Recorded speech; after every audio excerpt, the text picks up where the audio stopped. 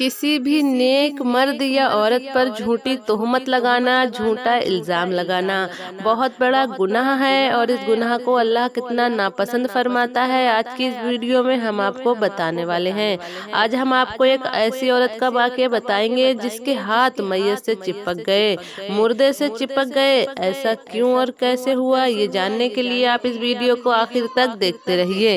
हजरत मलिक बिन अनस फरमाते हैं कि एक मर्तबा मदीना में एक औरत का इंतकाल हो गया। उसको गुस्ल देने के लिए एक पेशेवर खातून को बुलाया गया। एक ऐसी औरत को बुलाया गया जो मुर्दा औरतों को गुस्ल देती थी। जैसे ही वो गुस्ल देने वाली औरत आ गई, मैयत को गुस्ल देना शुरू कर दिया गया। वहाँ पर मौजूद चंद औरतों से वो गुस्ल देने वाली औरत कहने लगी कि ये मरहूमा एक बदकिरदार और गुनहगार औरत थी। इसने अपनी जिंदगी में बहुत ज्यादा गुनाह किए हैं। अभी गुस्ल देने वाली औरत ने अपनी बात पूरी भी न की थी कि उसके हाथ मैयत से चिपक गए। थोड़ी देर तक तो वो औरत अपनी ताकत के जरिए मैयत से अपने हाथ छुड़ाने की कोशिश करती रही, मगर उसकी लाख कोशिशों के बाद भी उस मैयत से उसके हाथ अलग न हुए।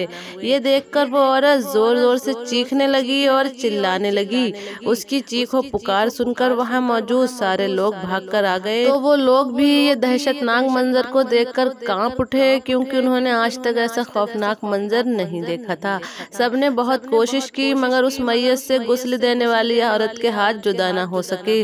अब गुस्ल देने वाली औरत की हालत और भी ज्यादा खराब होने लगी। उस औरत को लगने लगा कि अब मरने वाली औरत उसे अपने साथ कब्र में ही लेकर जाएगी। खैर, अब लोग आपस में मशवरा करने लगे कि इस मामले को आलिम साहब से कहना चाहिए।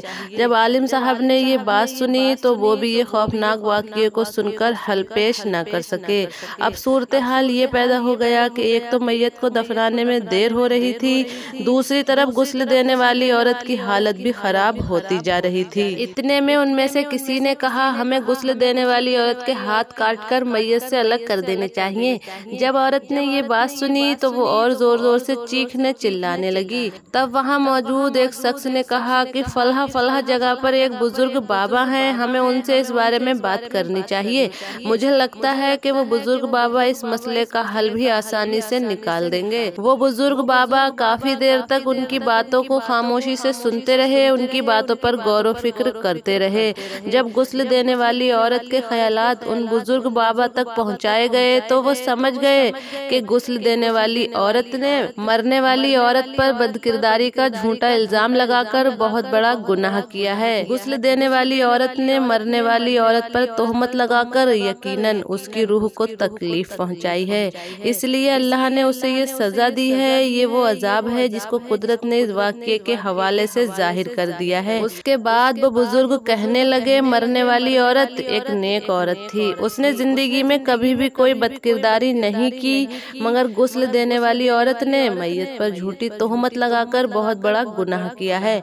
लिहाजा अल्लाह ने मरहूमा को दुनिया में दागदार होने से बचाने के लिए उस गुस्ल देने वाली औरत को ये सजा दी है, ताकि दूसरे लोग इसे देखकर इबरत हासिल कर सकें।